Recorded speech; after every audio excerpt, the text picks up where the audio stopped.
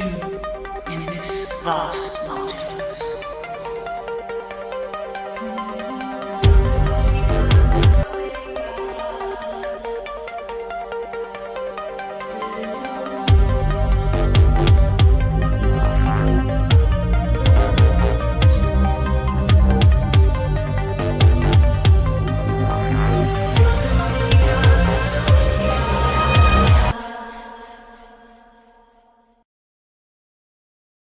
Aloha! What's up, everyone? Welcome to tonight's presentation.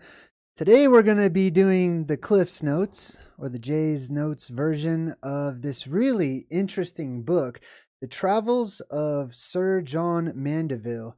It's a travelogue from the Middle Ages, which I think that you'll find very interesting. There's a lot of strange anomalies and interesting descriptions in this particular travelogue. Let me go ahead and make sure I got my chat pulled up here. Boom. All right, cool. And we're going to go over it. I've been researching a lot of these travelogues from forgotten times, and I love them because these people have firsthand accounts of visiting strange places. They're eyewitness accounts of mutants and weird humans and forgotten lands and missing lands and all these things that have been swept under the rug by mainstream academic history and history teachers. So we'll be presenting a lot more of those types of things. After this one, this is going to be part one because this is a really huge travelogue, and I'm just going to share with you the highlights, some things of note. All of it is extremely interesting. It's about 200 pages long. So if you have the time, I highly recommend it. You can find it online for free. And we'll do part two next week. And after that, we'll be doing another one from ancient Ireland, ancient Irish travelogue. And that one is called The Voyage of the Male Duin, which is just as interesting as what I'm about to share with you today. So, looks like everyone's jumping into the chat. A bunch of people are already starting to tune in. Welcome. Happy Friday night to everybody who's watching live, and enjoy the presentation to all the future people. All right, so check this out. This is Sir John Mandeville. This is allegedly a portrait of him from the Middle Ages that survived. In this book, there's like something like over 100 woodcut pieces of art or drawings to go along with all of these stories. Now, I will tell you that mainstream academics would just easily dismiss everything that I'm about to share with you, including this entire book, this entire travelogue, which is a piece of history. And because there's such fantastic tales contained therein. By the way, this guy not only made a copy of this book in his native language, he translated it into 3 languages. He felt that it was that important to document his travels.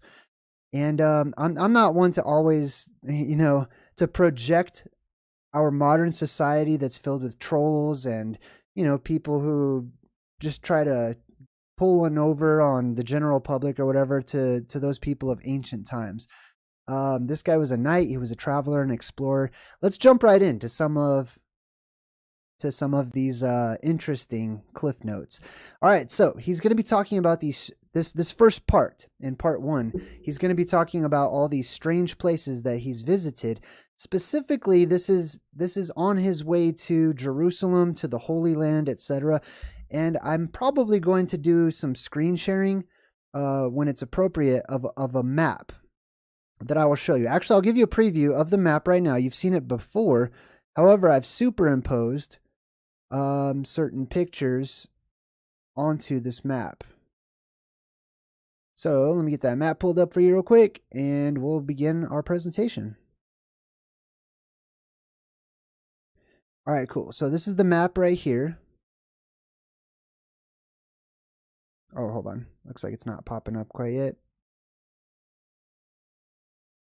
Where's the map? I don't see it. That's crazy. Oh, man. I don't know why it's not working. Let's try. Why isn't this working? One sec. I'll get it fixed up. Let's try that. No. Try that. Yes. Okay, cool. All right, sweet. So this is the map right here. Let me make it bigger. Dang. All right. All right. I'm going to make this a little bigger so you can kind of get an idea. So this is something I've been working on, is trying to figure out the place names of this central garden paradise. That is an ancient map, and that was depicted on many lands. See, I had this all set up, and YouTube's done some forced updates very recently, and so some things have changed. There might even be like advertisements or something on this live stream, just because, I don't know, they changed some stuff and I don't know how to undo it. But anyway, so you've seen this map before, right? And we're gonna focus on the 4 rivers of paradise, right? And then these places too. I'm gonna put this map back up there here in just a bit. Let me go ahead and do this. I'm gonna save it. That way I can put it up here on the screen. Let's see. So boom, we're gonna go here. I'll title it map. Boom. Great. Thank you very much. God, I hate technology today. All right, sorry. Let me just get back to this. And I will add an image. All right, don't panic. Let's see. Image. There it is. All right, cool. Add a new image. Boom. All right, 1 second.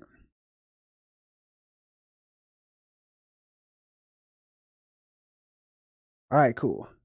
Sorry, it really irritates me when I'm all set and ready to go, and then stuff changes, and I have to like wing it on the fly.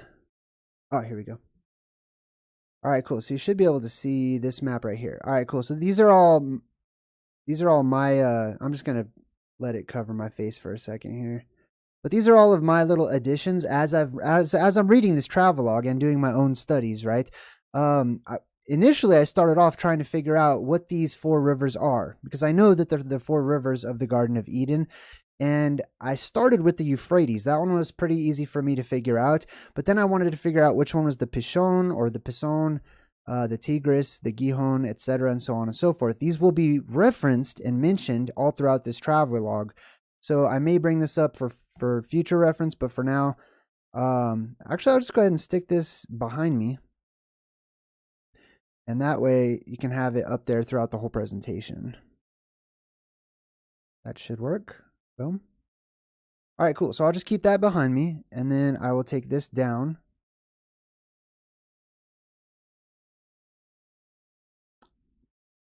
All right, cool. Ah, damn.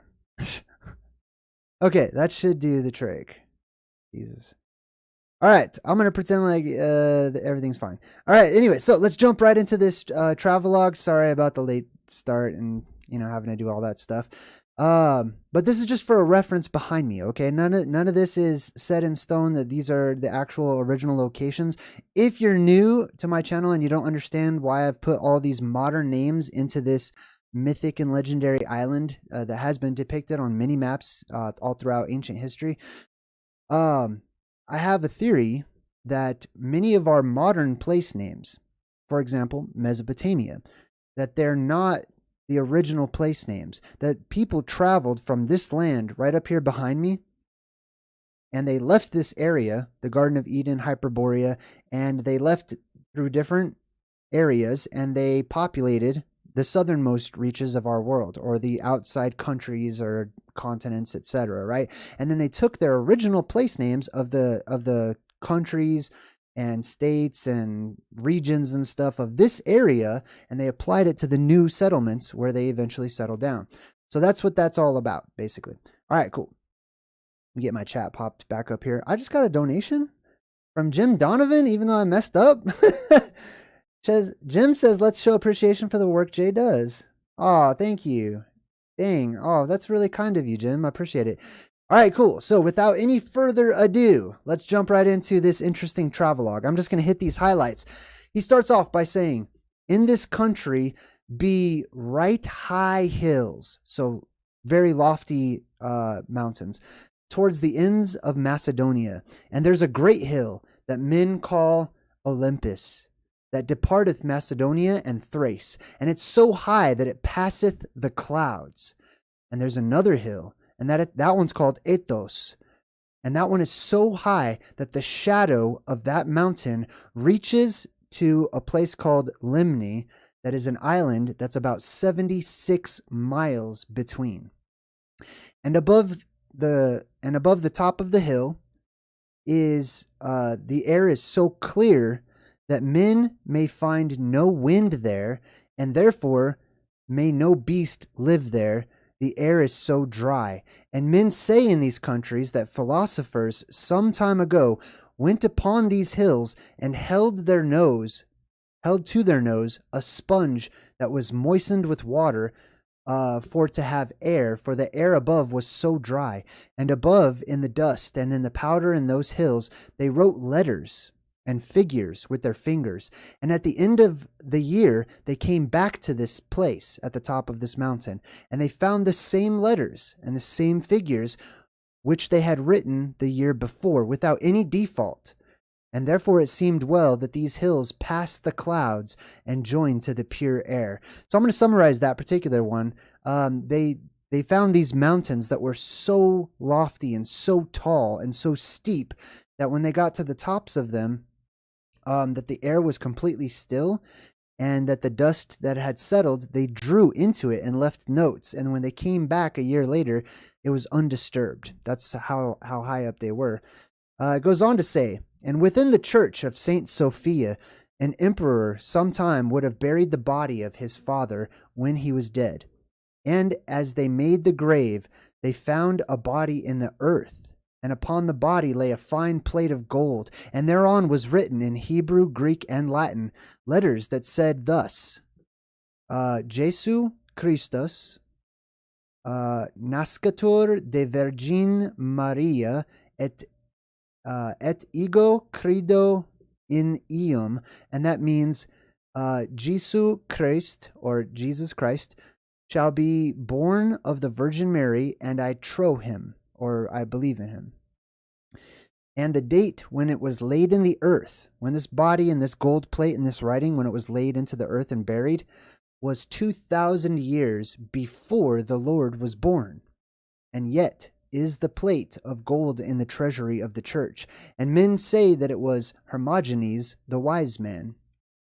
And then he goes on to say, for many men have great liking to hear speak of strange things and diverse countries. That's one of the reasons why he decided to write this book, or this travelogue, is because so many people wondered at these strange faraway lands, these mythic and legendary lands that he himself had visited and had been to. Then he goes on to say, for that is the next haven to Jerusalem. So he's talking about on his way to Jerusalem. Or from, and this is, I don't believe this is the Jerusalem, like the modern day Jerusalem. I believe that all those areas were once on this map right behind me up there. But he says, for that is the next haven to Jerusalem. For from that haven is not but 1 day's journey and a half to Jerusalem. And the town is called Jaffa. So there's this town on the way to Jerusalem called Jaffa. For one of the sons of Noah,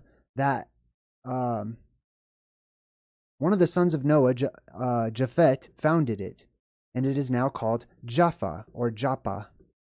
And ye shall understand that it is one of the oldest towns in the world, for it was founded before Noah's flood. And yet there showeth in the rock, there as the iron chains were fashioned, that Andromeda, a great giant, was bounded within, and put in prison before Noah's flood, of which giant one rib, or a rib, of his side is showing, which is 40 feet in length. So there was a rib 40 feet in length in this town called Joppa. And he's saying that Joppa is named after Japhet, right? Japhet is pronounced, or it's spelled Japh, Japhet. But that P is an ancient letter that can be pronounced as an F or a P, just like our word phone, right? He goes on to say, and understand that the Babylon that I have spoken of, because before this point in time, he was talking about Babylon. The Babylon that I was speaking of, where that the Sultan dwelleth, is not the great Babylon, where the diversity of languages was first made for vengeance by the miracle of God, when the great Tower of Babel was begun to be made, of which the walls were 64 furlongs of height. That is in the great desert of Arabia, upon the way as men go towards the kingdom of Chaldea. But it is full long since that any man durst nigh to the tower, or to go close to that tower. It's been a long time since anyone went to the Tower of Babel. For it is all desert, and full of dragons, and great serpents, and full of diverse venomous beasts all about. That tower, with the city, was of 25 miles in circuit of the walls, as they of the country say, and as men may deem by estimation, after the men tell of the country. All right, I'm going to probably paraphrase a lot of this because I understand it, but as I'm reading it, I'm like, damn, I'm pretty sure a lot of people can't understand that. Oh, I got another donation. Hold on, let me say thank you. Oh, Jim Donovan again. Thank you, Jim. I appreciate it. That was very super kind. All right, so basically what he's saying is, I was just talking about Babylon. However, don't get confused. The Babylon that I'm referring to now is not the modern Babylon. There was a different Babylon, and he even makes it clear that's the Babylon that had the tower. That's the Babylon that had the Tower of Babel, and where all the languages were confused. Not this modern one that I just mentioned, right? So throughout this travelogue, it can be confusing because sometimes he references the new world where we live and the new names and the new countries and stuff. But other times he actually references those same names, but he's talking about mythic and legendary places that are not the modern countries that we're used to hearing about. All right, cool. And then he moves on and he says, and though it be clept the Tower of Babylon, clept is a middle-aged term for called. So though it's called the Tower of Babylon, yet nevertheless there were ordained within many mansions and many great dwelling places in length and in breadth. So inside of this Tower of Babylon, there were houses that people built, or staying places, or buildings of some sort. There was construction that was done on or around the Tower of Babel, which I believe was a natural a natural outcrop, right? Which is basically this little rock right here is the Tower of Babel, and they built on that tower. And I believe the reason they did that is because of that energy that shoots up out of this tower, out of this plasma volcano right here. The same reason that they build the pyramids, so many different pyramids around the world, is to contain, manipulate, and use for their own benefit the earth energy that shoots up and fills those cavernous areas.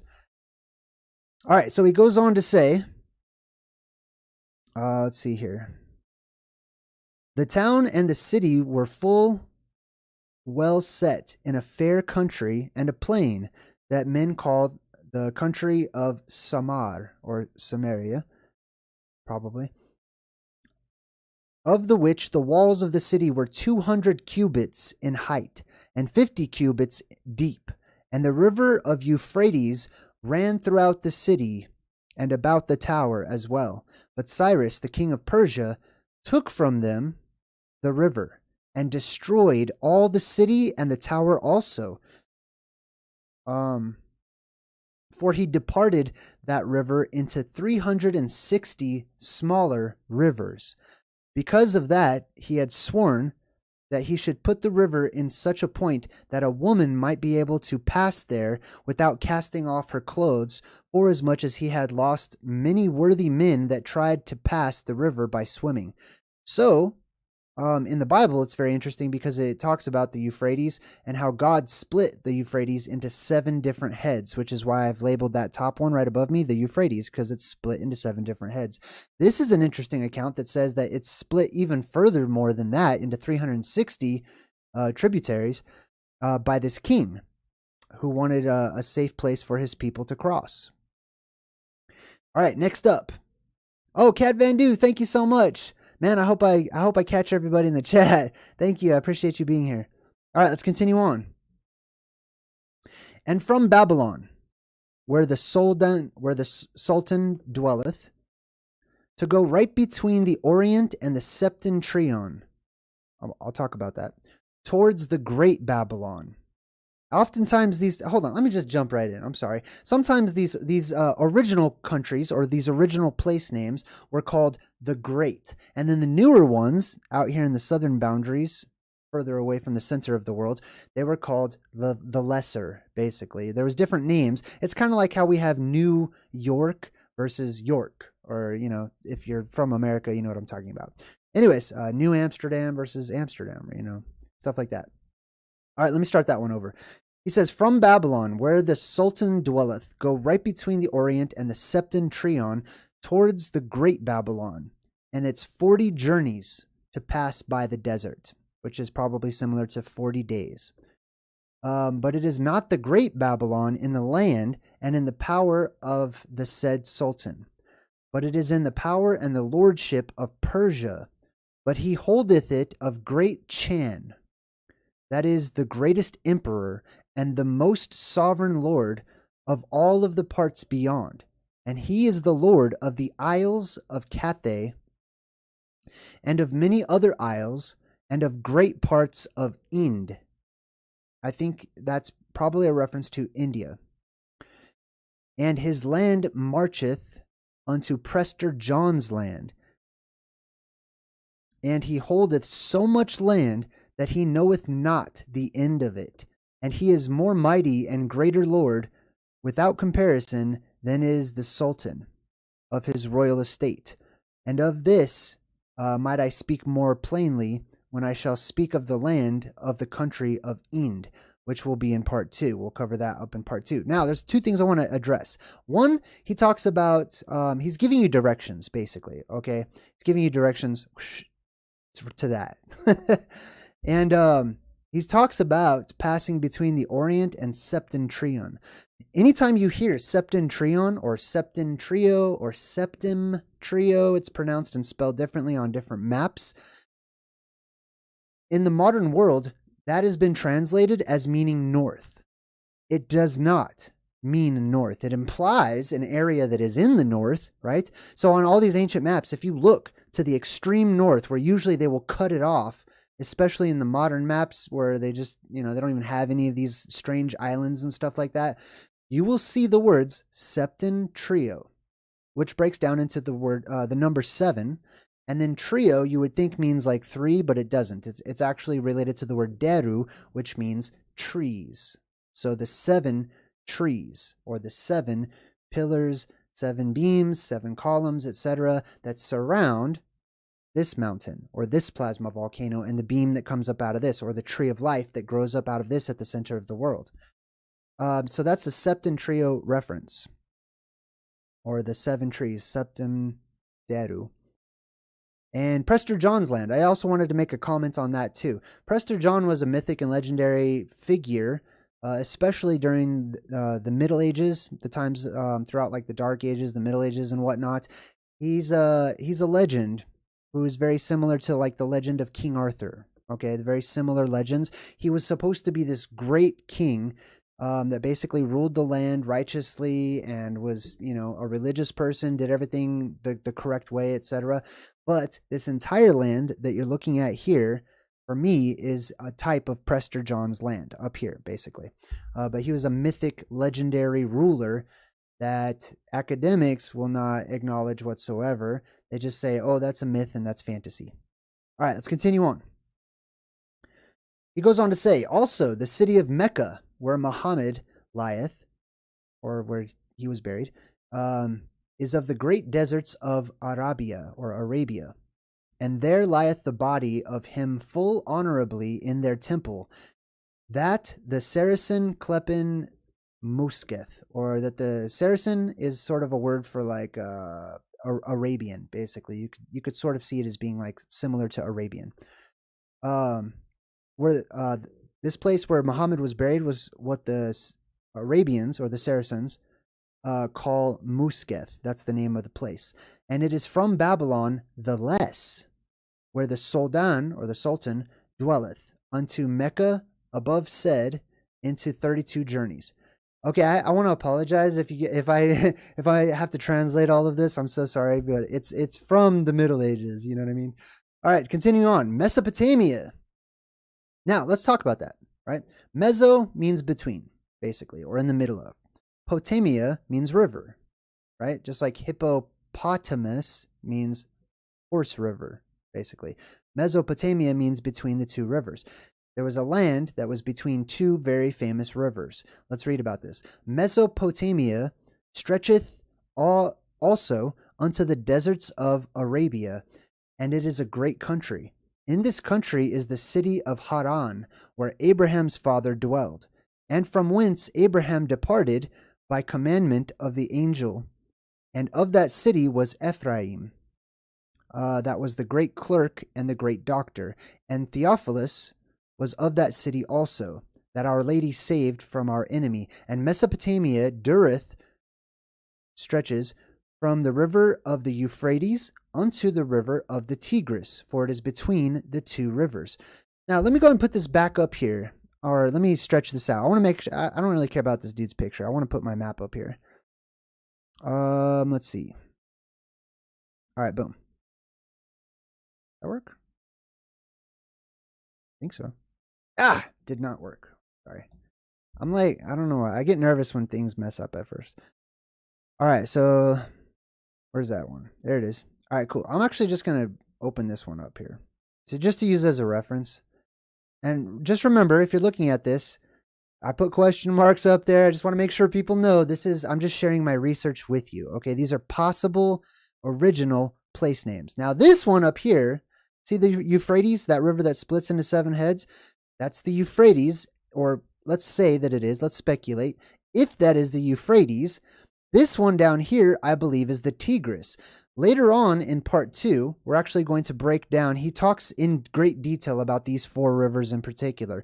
And the Tigris, he says, was named such, and all of these have different names as well, but the Tigris is the most popular name. He says it was named such because it was so swift, that this river was so fast and so swift.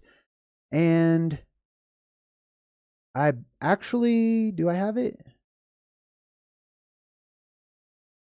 I do not. Damn it. Hold on, I want to show you guys something. Who is that? Oh, Joshua. Hey, thanks, Joshua. Good to see you. Thank you so much. All right, cool. Hold on. So I want to God, I'm so unprepared. I was prepared.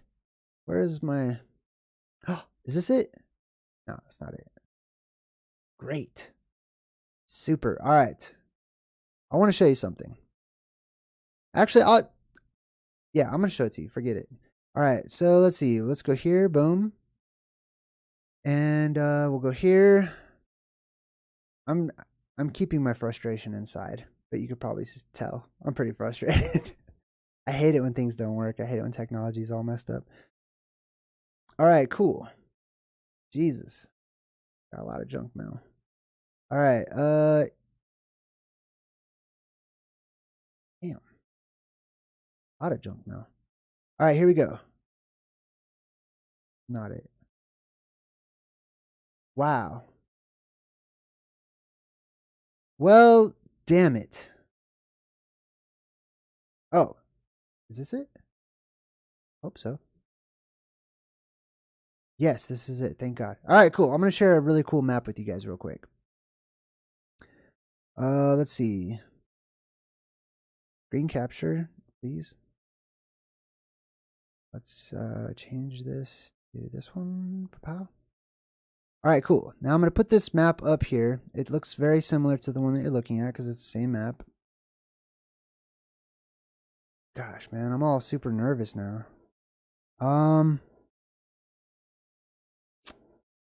Image? Yes, let's put that down here.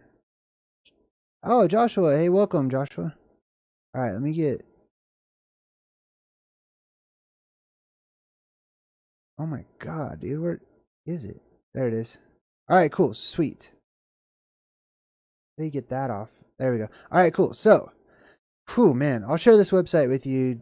in the future. We'll go over all of it because it's really cool. This website actually translates all of this Latin that's written all over this this map, this particular map, this Mercator map of the Arctic. Now, for example, right here, you'll see that the if I could zoom in on that, you could see that it actually says in Latin septentrionalis, septentrionalibus. That's that word I was telling you about, septentrio. You see that right there? That's in reference to these mountain ranges all the way around, basically, and 7 main plasma volcanoes that exist on this island, I believe. But that's not what I wanted to show you. I wanted to show you this river right here. So up here, we've got the Tigris, or I mean the Euphrates. God. 1, 2, 3, 4, 5, 6, 7. Boom. And down here, if we read this about this river down here, because let's just play Sherlock Holmes for a minute, right? If that one is the Euphrates, this one, then one of these other two, this one or that one, has to be the Tigris. If this is the original Euphrates, it has to be. It's just a process of elimination, right? So let's go over to this one. And this guy in his travelogue talks about how the Tigris was named such because it was the fastest of all of the rivers. Let's check this out. This is translated into excuse me. This says, this strait, this river, has 5 mouths, and because of the narrowness and speed of the rivers, it is never frozen. So this river, out of all 4 of these other ones, you see how, if you look closely, you can tell these rivers, everything on this map has character to it. This one right here is very wide, very huge, probably way slower than all the other rivers, right? Which has other implications. This one is the most narrow and it's the fastest, and therefore this one is most likely to be the Tigris, which was named after the tiger being swift and fast, etc. At least according to different explorers like this guy right here who we're reading from.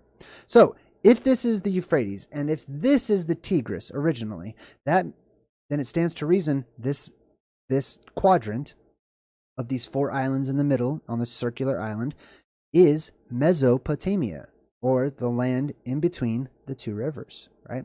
All right. God. Boom. I'll just put that back up. All right, cool. Now, next up, it says, in Mesopotamia stretches from the river of Euphrates unto the river Tigris, for it is between these 2 rivers. Also keep in mind, this is written in like weird language, so I'm reading it, but I'm also trying to like reinterpret it for all of you for your benefit, so that I don't sound too weird like King James, like JayDreamerZ. All right. He says, also, it is well known that Babylon the Less, where the Sultan dwelleth, and the city of Cairo, and at the city of Cairo, that is nigh beside it, be great huge cities, many and fair, and that one sitteth near the other. Babylon sitteth upon the river of Gison, Gyson, sometimes called Nile, that cometh out of Paradise terrestrial. So according to this travelogue from the Middle Ages, this explorer, this knight, visited these places, and he says that the Nile comes out of terrestrial paradise. That means heaven on earth, or the Garden of Eden, however you want to look at it, right? So the question is, does the modern Nile flow from paradise? No. I mean, like, I've not seen paradise in the Middle East or the Mediterranean or any of our modern locations, right? But it was known at this time that the Nile, which also went by the name Gison or Gishon, which is mentioned in the Bible, it's one of the 4 rivers that comes out of terrestrial paradise. So the Nile and the Gison. So I believe, obviously, if this is the Tigris and if that's the Euphrates, one of these other 2 has to be the Pishon and the other one has to be the Gishon or the Gihon. It's actually Gihon in the Bible.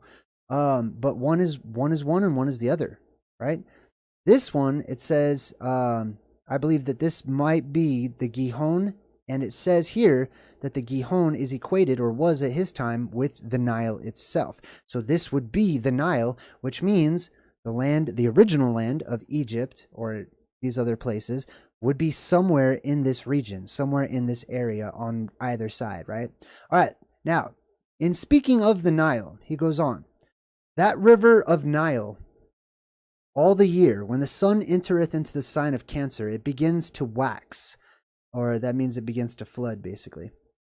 And it waxeth always, as long as the sun is in Cancer and in the sign of the lion. And it waxeth in such a manner that it sometimes is so great that it is 20 cubits or more of deepness, and then it does great harm to the goods that be upon the land. For then may no man travail to plow the land for the great moisture, and therefore is there dear time in that country. And also, when it waxeth little, or whenever it dries up, it is dear time in that country for default of moisture. And when the sun is in the sign of Virgo, the beginning of the river, for to wane and to decrease little and little, so that when the sun is entered into the sign of Libra, then they may enter between these rivers. So this river splits, and he refers to it as these rivers. As you can see, there's a split down there at the bottom. The river cometh, running from paradise terrestrial. So that means it comes from the Garden of Eden, okay? Which is not Egypt. It is not the Mediterranean. It is not Kuwait or Iraq, however you want to say it. It's none of those places, okay? It's different. It's this spot, probably. This is my opinion. I think it is, okay? Between the deserts of India, and after it smiteth onto the land, and runneth a long time many great countries under earth. And after it goes out under a high hill that men call Aloth, that is between India and Ethiopia, the mountain of 5 months' journeys from the entry of Ethiopia. And after it goes over all of Ethiopia and Mauritania, it goes along from the land of Egypt unto the city of Alexandria to the end of Egypt, and there it falls into the sea. So this particular interesting thing that he talks about with the Nile, or the Gihon, is he says it goes out under a high hill, and there's a name of this mountain that is between India and Ethiopia. So it's an entrance from the ocean. Right? These are indrawn seas, at least at times, as they're referred to. I feel like you guys can see my mouse, but you cannot. But anyways, damn, I wish you could. Anyways, so right here, you can see how I drew like this quadrant, right? That I put Ethiopia right here. That river on that side of it, I can't go that far, right? Or I disappear. That would be the entrance or the mouth where the Nile falls into the actual, what we call the Arctic Ocean. All right, let's continue on. He goes on to say, at the deserts of Egypt was a worthy man. That man was a holy hermit. And there he met a monster. And that is to say, a monster is a thing that is deformed against kind, both of man and of beast, or of anything else. And that is called a monster. And this monster that met with this holy hermit was, as it had been, a man that had 2 horns trenchant on his forehead, or sticking out of his forehead, and he had a body like a man unto the navel, to his belly button, and beneath he had the body like a goat.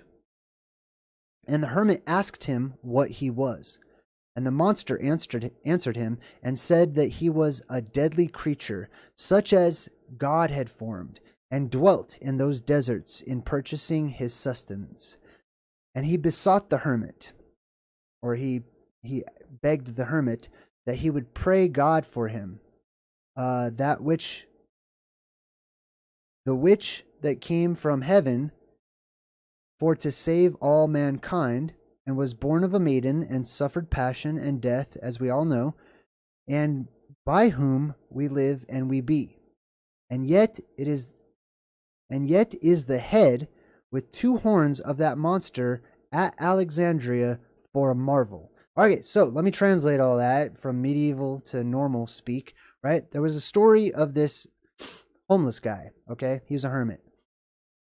a wanderer, a traveler, and he met a horned humanoid being that had legs that looked like a goat's legs, and he had horns that were sticking out. And he was like, "What are you? I've never even seen something that looks like you." And he's like, I'm a monster created by God. Like, God made me this way. I used to be a man, but I was transformed, or you could say mutated, possibly, right? But anyways, so he meets up with this monster in this desert region.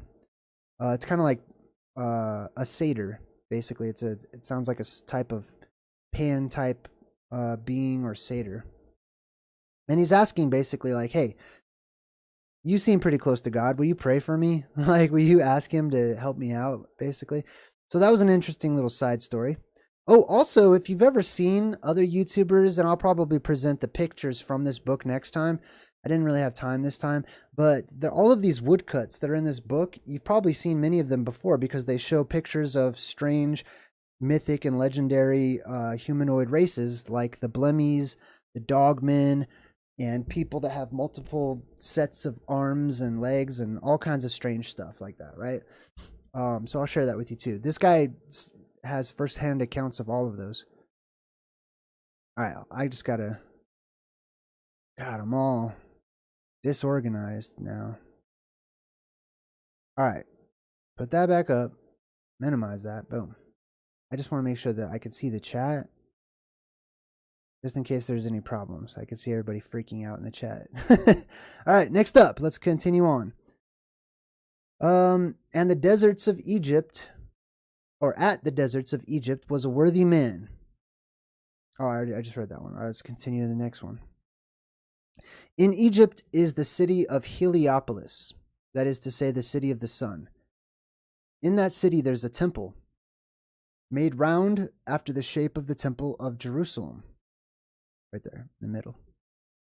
The priests of that temple have all of their writings under the date. Sorry, one sec.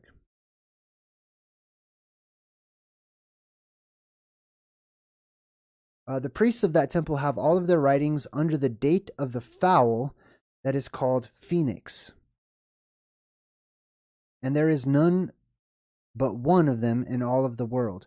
So he says in Heliopolis, in ancient Egypt, or in the original Egypt, that they went by the date instead of saying BC or AD. They went by the date of the Phoenix.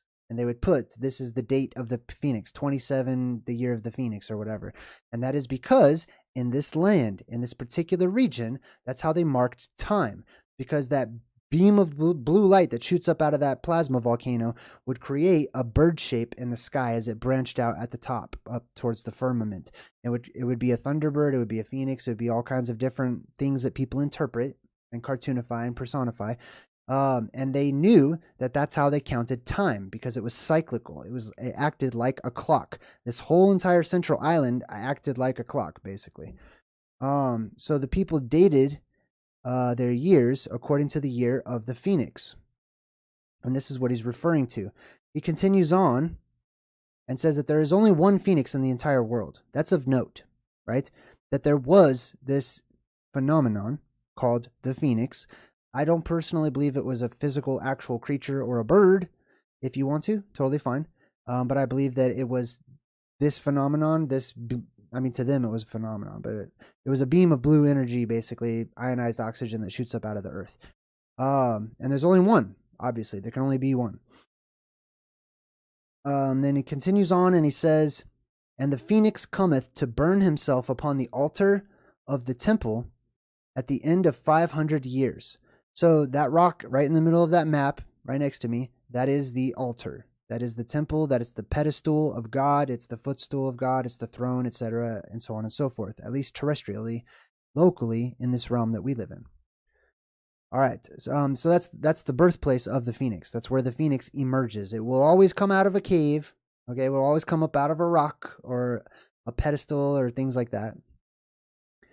And then it goes on to say, at the 500 years end, the priests array their altar honestly and put on the altar spices and sulfur and other things that will burn lightly. And then the bird phoenix comes and burns himself into ashes. And the first day next after, men find in the ashes a worm. And the second day next after, men find a bird quick and perfect, or that has already grown to full adulthood. And the third day after, he flieth his way, or he goes up into the sky, basically. So that worm that they're referring to, I believe, is plasma. That it's a little plasma, and then it goes up as plasma, squiggles around. It's a beam, it's a column. It starts to get instabilities and stuff, and then it branches out and becomes the bird as it interacts with our atmosphere. All right. And then he goes on to say, and so there is no more bird of that kind in all of the world, but that one alone. And truly, that's a great miracle of God. And men may well liken that bird unto God, because that there is no God but one, and also that our Lord arose from death to life on the third day, just like the story of the phoenix that we just heard about. This bird men see oftentimes fly in those countries, and he is not mickle more than an eagle. And he has a crest of feathers upon his head, more great than a peacock has, and his neck is yellow after the cover of the oriole, the color of the oriole, that is a stone well shining, and his beak is colored blue as India, and his wings be of purple color, and his tail is barred over thwart with green and yellow and red. And he is a full fair bird to look upon against the sun, where he shineth full gloriously and nobly. So this is a cartoonified description of a terrestrial event, right? Where this terrestrial light or energy, plasma, which we're going to talk way more about next week when we talk about the inner Earth depressurizing at this particular moment in time, giving rise to gases coming out of the Earth and people seeing will-o-wisps and fairies and balls of light all over the place and stuff like that. But anyways, this is a description of what people saw as the electricity activated and ionized the gases in the different parts of the atmosphere. They change different colors. So that's why the phoenix is a bird of many colors. All right, let's continue on. Oh, man. All right. About the Egyptian region. So now he's going to talk about Egypt.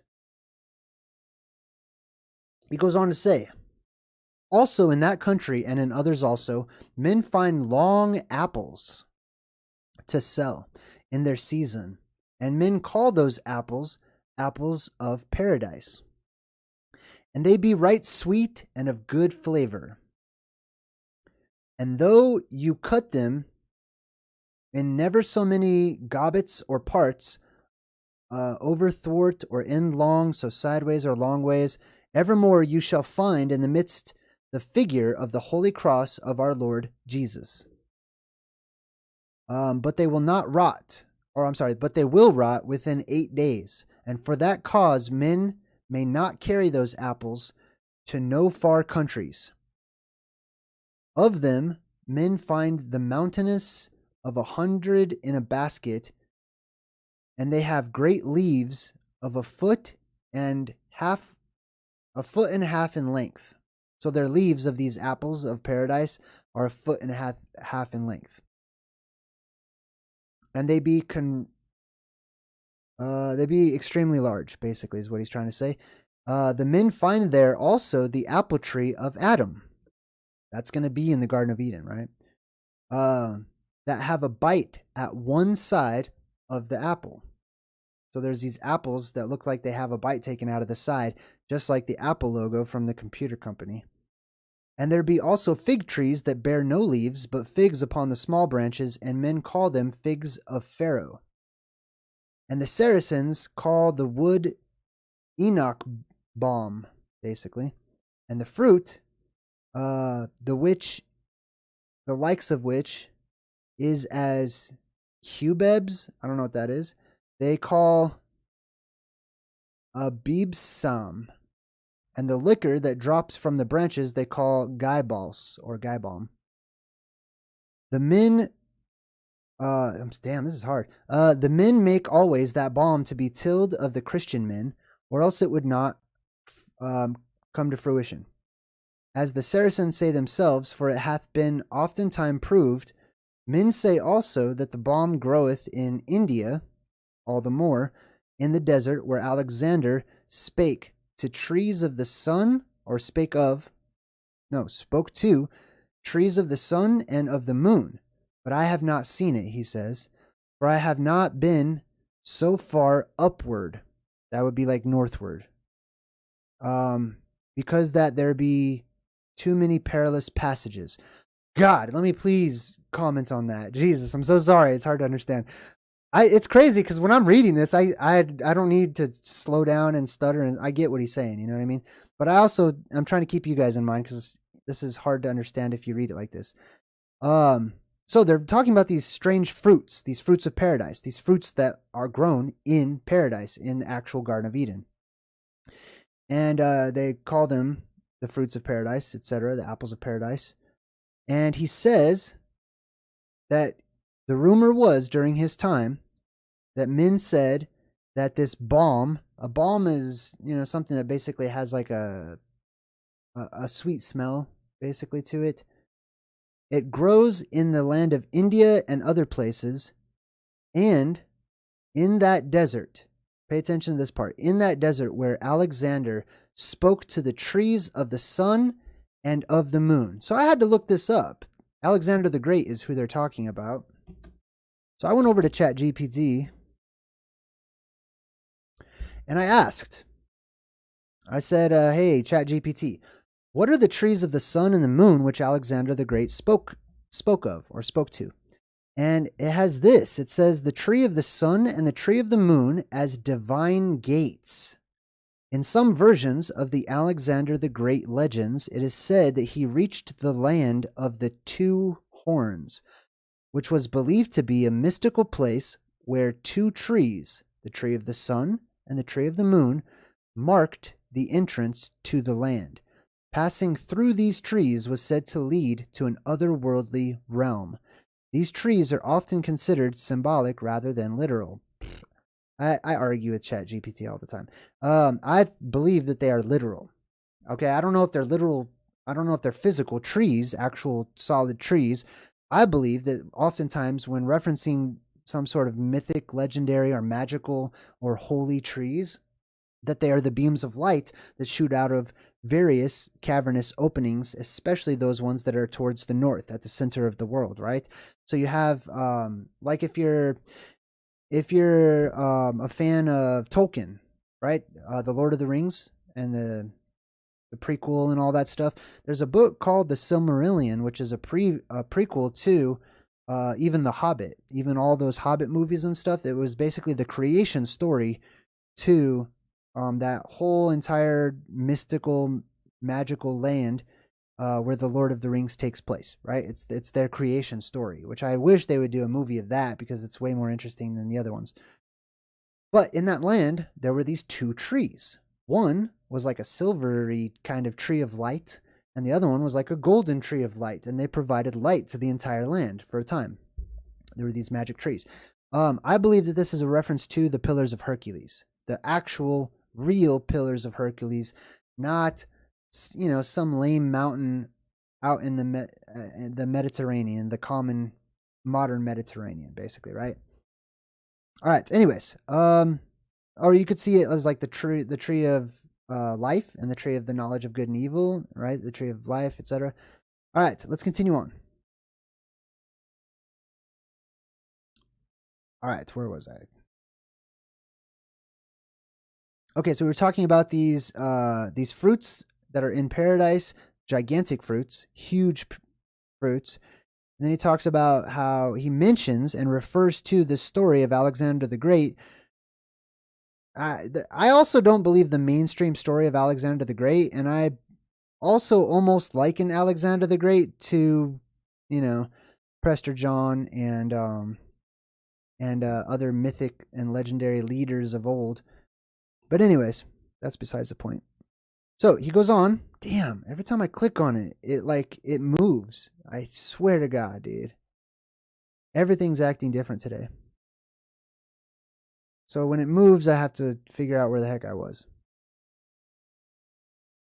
Okay, so we talked about the phoenix and how they dated things according to the appearance of the phoenix. We explained what the phoenix was. Here we go. Then we talked about the fruits of paradise. All right, I'm catching up. We talked about the story of Alexander the Great and him speaking to these trees called the tree of the sun and the tree of the moon. Next up, also in that island, or in that island area, is the mountain Etna that men call Mount Gibel or Gibel, and the volcanoes that be evermore burning.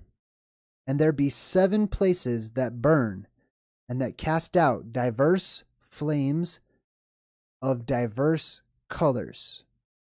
And by the changing of those flames, men of that country know when it shall be dearth or good times, cold or hot, moist or dry, or in all other manners how the time shall be governed. And from Italy unto the volcanoes, nothing is but 25 miles. And men say that the volcanoes be ways of hell. Let me translate that. So he's saying in this region, in this area that he's speaking about, there are these volcanoes, but they emit different colors of light. I don't believe that he's talking about, it doesn't sound to me like he's talking about magma and lava and things of that nature, but he's talking about different colors of light that are shooting up out of these 7 volcanoes that give rise to the septentrionalis, or the septentrio, the 7 trees of life, basically, that surround this garden. And when the people see them, depending on what color they are, because they understand that the color represents ionized gases and what kinds of gases those are and stuff like that, they can determine if it's going to be times that are of plenty or times that are going to be hard times, just by looking at these volcanoes in the region. Oh, and they also says that the rumor was that these volcanoes were ways of hell. That doesn't mean that they were evil volcanoes. That means that they were entrances into hell. Now, hell is not a red place full of little devils with pitchforks that poke you forever, okay? Hell is the underworld. Hell is under the earth, and it's full of life-giving energy. It's almost the opposite of what we've been taught about the traditional place called hell where people are tortured forever. I'm not saying that there are not regions inside the earth where you can be tortured and there can be terrible things that could happen. Yes, definitely. Just like there's regions on the surface and regions beyond, okay? Everything's got their good, bad, and in between. But anyways, continuing on. He goes on to say, the city of Alexandria is well 30 furlongs in length, but it is but 10 on largeness, and it is a full noble city and fair. So it's a beautiful place. At that city entereth the river Nile into the sea, as I have said before. In that river men find many precious stones, and much also of lignum aloes, and it is a manner of wood that they find in this river that cometh out of paradise terrestrial. This wood is the type that is good for many diverse medicines, and it is right dear worth. So it's a valuable piece of wood, basically. And from Alexandria men go to Babylon, where the Sultan dwells, that sits also upon the river of the Nile, and this way is the most short, or the quickest way to get to Babylon, to go straight to Babylon from Alexandria. So for example, on this map right here, I put Alexandria down here at the bottom. You could see that if you were to ride this Indron Sea, this river, all the way out to this middle land, or this lake that's in the middle of all of this land, which is quite literally the name Mediterranean, is exactly what that means. You just go all the way up and you get up to Babylon up there, if that's where it is, right? These are all kind of my own guesses. So So that's what he's saying. He talks about all these different shortcuts that you can take and the long ways to go and stuff like that. And then he continues on and says, also, behind the altar of that church is a place where Moses saw. So he's talking about this church that he saw. And it's in like the Holy Land, basically, which is all this area, I believe. Also, behind the altar of that church is the place where Moses saw our Lord God burning in a bush. And when the monks enter into that place, they do off both hosen and shoon or boots always. He means every time they go into this place, they take off their shoes and socks. Because that our Lord said to Moses, because that's what God said to Moses when he approached the burning bush. And then he quotes, he says, do off thy hosen and thy shoon, so take off your shoes and socks, basically. For the place that thou standeth on is land holy and blessed. So he says, Moses, take off your shoes and socks, you're standing on holy ground. So I wanted to share that part because I have some thoughts about that, right? This holy ground. So imagine that you go to this land that is in and of itself energetically charged, full of life-giving energy, right? Moses goes before this burning bush and he's told, what are you doing? Take off your shoes, right? Your shoes are blocking the way.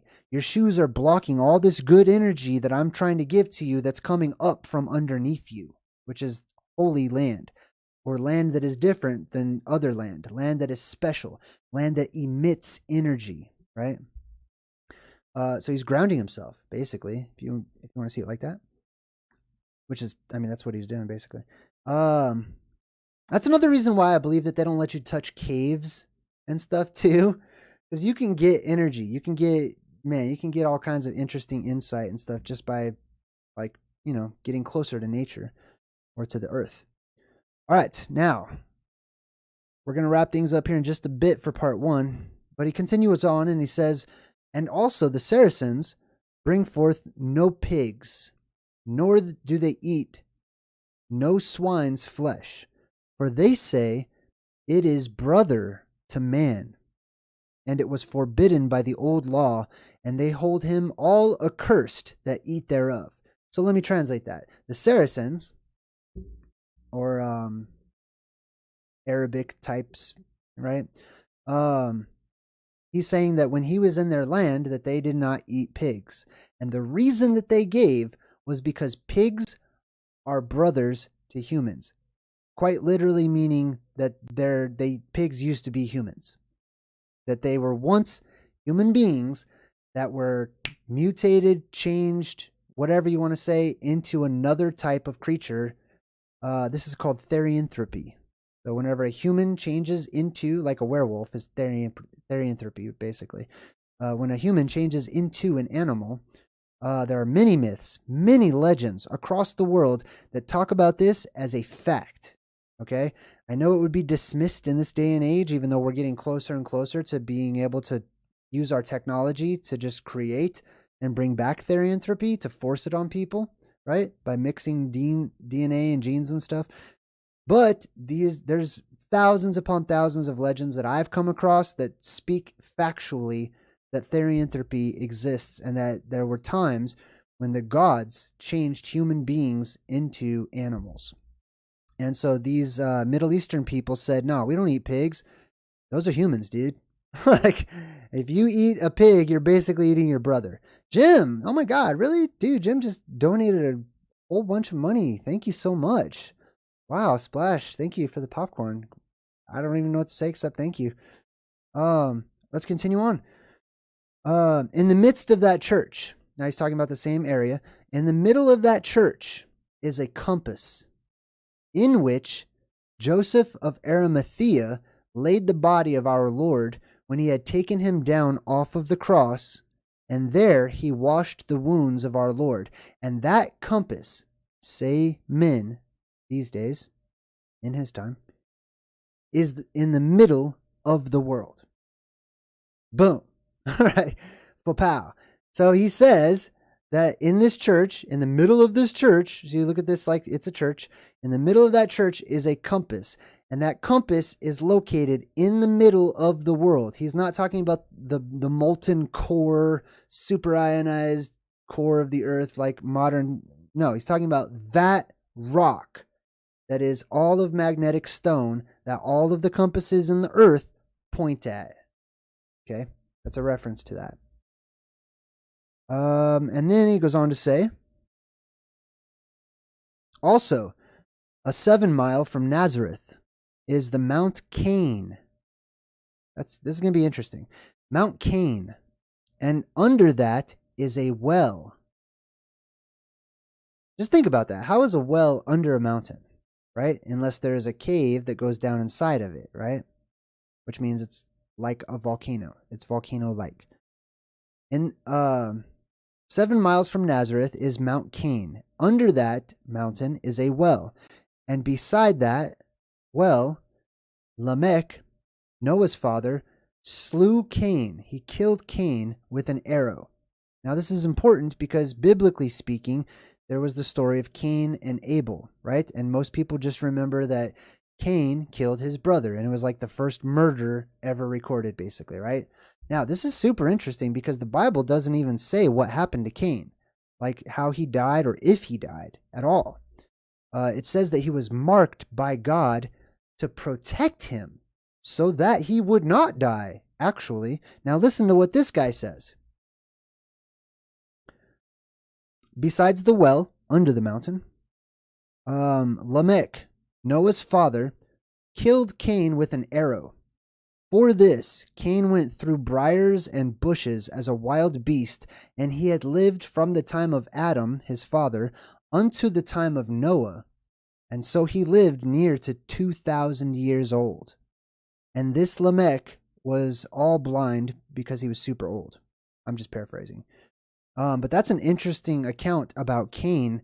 That if that's true, then he would have lived more than twice as long as the oldest person mentioned in the Bible, which is Methuselah, who lived close to 1,000 years old. I think he was like 969 or something. It was a lot. It was very close to 1,000. Also, I already read that part. All right, 2 more. Now, since I have told you before of the Holy Land and of that country about, and of many ways to go to that land and to the Mount Sinai, and of Babylon, the more and the less, and to other places that I have spoken of before, now is time, if it's okay with you, for me to tell you of the marches and the isles of diverse beasts and of diverse folk beyond these marshes. So now he's saying, if you thought that was interesting, you just wait till I tell you about all these mutants I ran into, like these mutated tribes of people. For in those countries, beyond many diverse countries, and many great kingdoms, that be departed by the 4 floods that come from paradise terrestrial. For Mesopotamia and the kingdom of Chaldea, and Arabia be between the two of the rivers Tigris and the Euphrates, and the kingdom of Media and Persia be between the rivers of the Nile and the Tigris, and the kingdom of Syria, whereof I have spoken before, and Palestine and Phoenicia be between Euphrates and the sea Mediterranean. That is where we pause. I'm sorry if that was hard to. I know you. Everyone's like, don't apologize, but I that's me. Okay. I'll be more well read when we do part 2. It was so weird because like it's so strange for me to read this in my head. In which case I had no problem reading it whatsoever. I understand it perfectly. But now that I realize that I'm translating Middle Age English, like this is like trying to explain the King James Bible, and like people are like, I don't know what that means. What does that mean, right? So that's why I stop and I try to reinterpret it to many of you. So in part 2, we're going to start with these 4 rivers. Okay, that's what we're going to do in part 2. We're going to talk about the Euphrates. Okay, this is a theory that I have developing, which is that the Euphrates is the one that points up, the Tigris is the one that points towards me, the Gihon is the one that points down, and that the Pishon or the Pison, also he says is equated to the Ganges, by the way, is the one that points that way. Okay. And then I'm also piecing together the other original names for the lands in between and kingdoms and things of that nature. We're going to start with that because he goes into great detail. And this is actually what got me onto this, because I'm researching for my book and I'm writing my second book about this land right now. And I wanted pictures and stuff. Like, that's the reason why it's slow going, because I promised everybody pictures. And damn, you would think it'd be easy to just stick a picture into a book that you're writing, but it's not easy.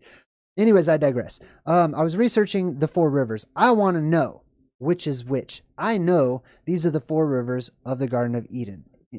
I believe it. Okay, that's my own little feelings.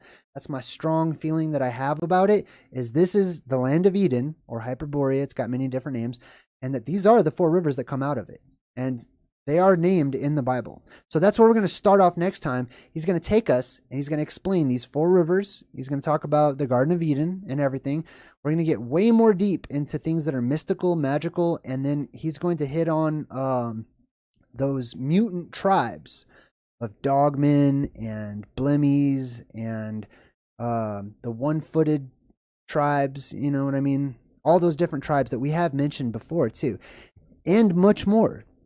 So that is our presentation for today. Sorry if it was kind of hard listening and getting through it.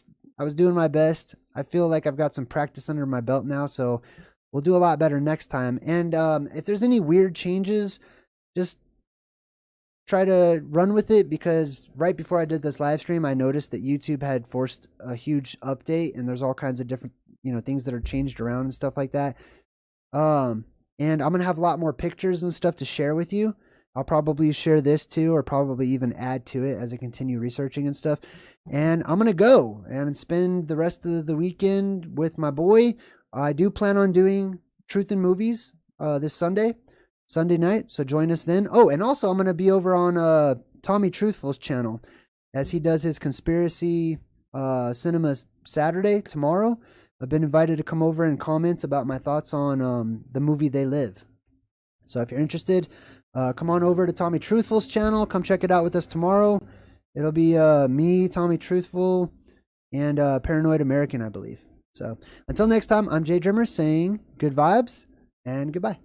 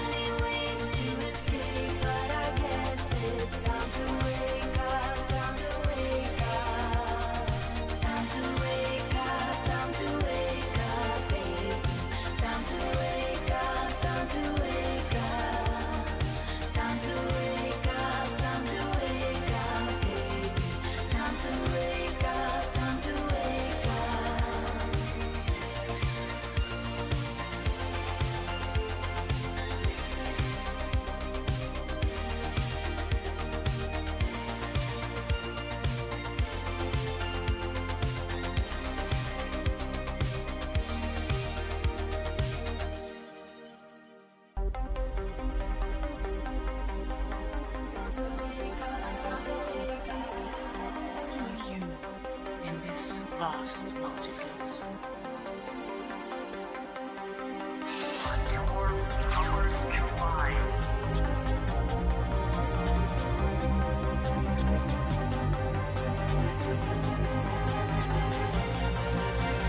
Live from your brain.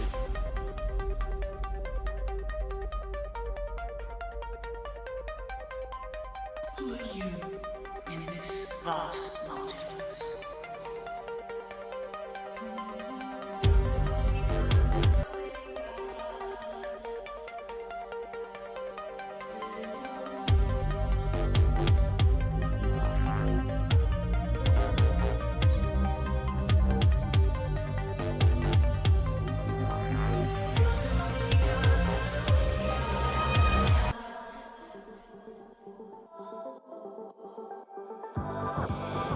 When your world stops spinning and you got no place to turn, yeah. And when you grasp for a glimpse and the things that you never learned, yeah. Then you take a little while to remind you of the one you were, and everything will be recalled, yeah, yeah. Dream a little harder, love a little louder. Everything will be recalled, yeah, yeah. Take me back to the time of 85, yeah. Take me back to the time when you were mine, yeah. Dream a little harder, love a little louder. 85, take me back to the time of 85. When you dream about places where there's no sense of time or space, yeah. You don't need to pull yourself together and make pretense, yeah.